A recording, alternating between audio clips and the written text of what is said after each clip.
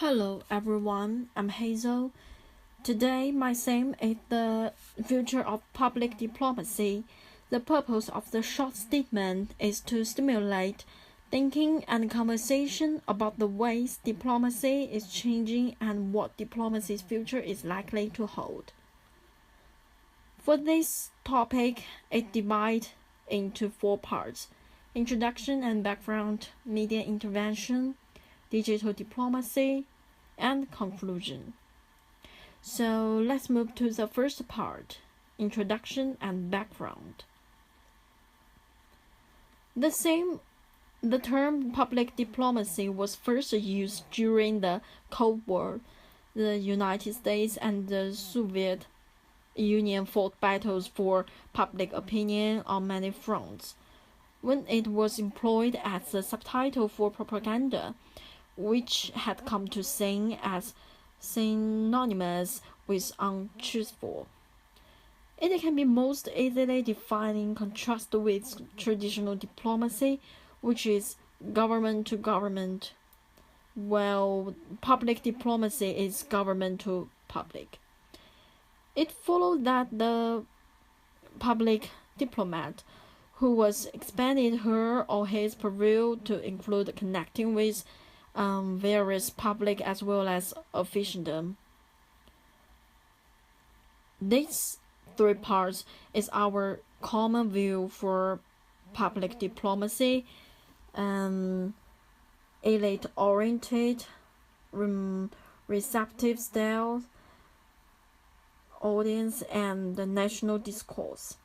The diplomats worked quietly, often secretly, until ready to unveil their accomplishments, and the information flow is single, because our audience who just accepted passively, and the agendas are based on the national domain. Okay, then let's move to the part 2, and the topic is media intervention. As now, much more public diplomacy was media-centric. Throughout the Cold War, the US and Soviet government broadcasters competed for the attention of audience that had few alternative sources of information. Today, the media universe has expanded exponentially to include indigenous, such as regional satellite broadcasting channels, add to the international-based media, public social media that allow and encourage people to gather information from a huge array of providers, and then talk to one another as they share the information and their opinions. And the weirdest time in 21st century, social media through online networks, leaping across the political boundaries, it has been opened up in the sense that people can know more about diplomatic activity and can make their voice heard. Now everyone can be a journalist of thought, and people no longer need to rely on traditional news providers, which can be influenced if not controlled by government. In terms of information, all those people who with access to the internet and can independently find information about the topics that most interest them on social media, such as Twitter or online news service. Meanwhile, the audience can grow exponentially in moments, few of whom had any connection to the original sender. So, the main social media trends. The first one is brands and organizations as media company. The social media has given innovative business organizations and even governments the power to become publishers and to directly reach a wide public, creating valuable content and sharing it on social platform is an effective way to stir global conversation and engage the target audience. Next is visual content is king. The rapid market of smartphones and tablets, the availability of high-speed wireless networks and other factors have prompted the emergence of focused visual media social networks such as Instagrams.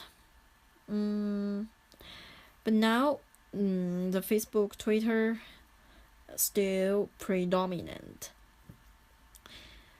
The third is optimizing content for mobile is mandatory. A couple of years ago, it was good to have a mobile content strategies.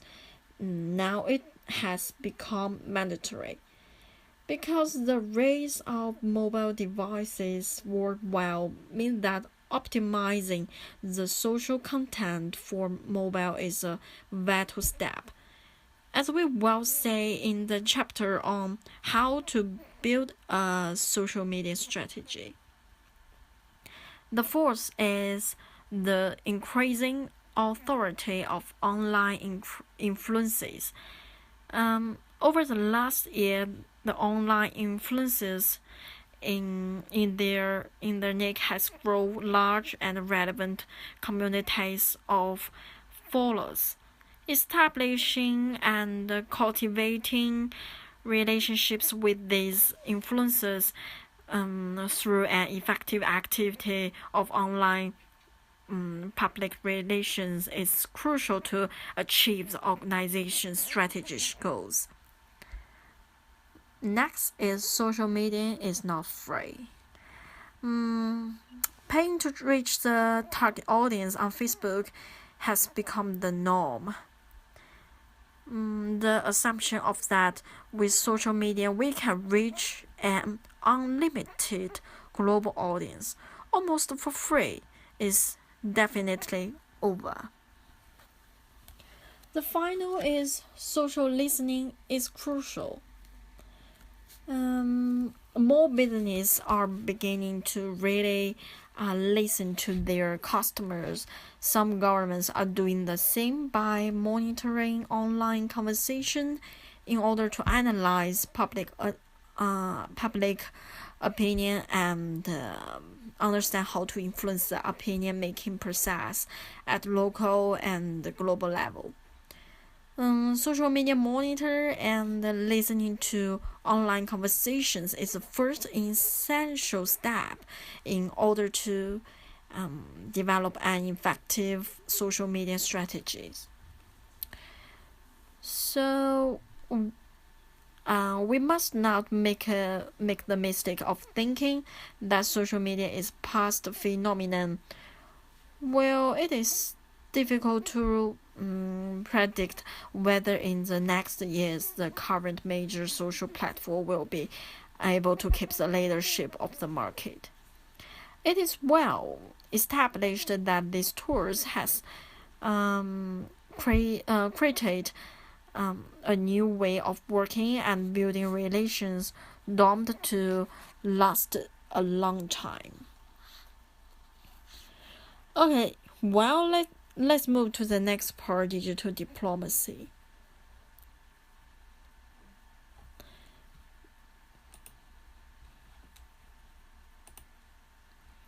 The public diplomacy's scholarship and the popular press and the media suggest that diplomacy is not only cottage industrial of academic study, but also a strategy that states take seriously, often at considerable cost and attention. While perhaps not affecting a core aspect of traditional diplomacy, technology has affected the way in which foreign ministry and departments of state business. The digital diplomats need to utilize the digital tools to platform less data intense monitor of important individual and themes. Diplomats are listening for potential sources of change as well as trying to understand how various constituencies feel about particular issue, who control information in local publics, and who has the potential to influence policy. But not all diplomats will be in senior roles or have rockstar credentials. So their training must prepare them to undertake tasks such as using media tools to gradually engage with foreign publics. Some embassies now include video production teams on their staff, so they can provide social media content with the frequency and quality that global constituencies, especially younger people, have come to expect. This facet of the media environment is highly competitive, and some diplomats may resent what they see as their job becoming that of television programmer. Regardless of these reluctances, the diplomats' work in the future will, to some extent, be tied to media proficiency. Okay, the final part, conclusion.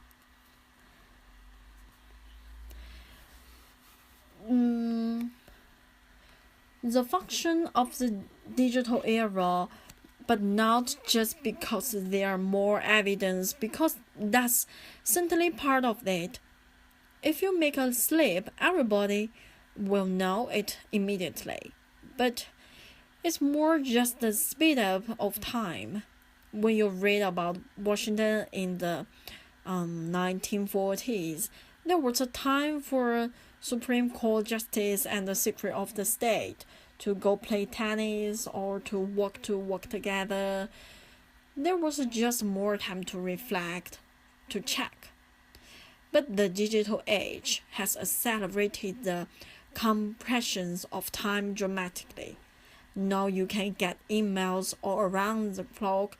You could do nothing but sit at your computer and answer emails all day long, and much of the night if you connected to people in China. So the new diplomacy need to be professional. It must include a commitment to provide with as much information as soon as possible. The future of public diplomacy, which in a nutshell means that governments not only must speak to other governments, but also must address global audiences. In today's public diplomacy, success or failure is often determined by whom the public deem most credible. And this is some reference about this topic. And thank you for your listening.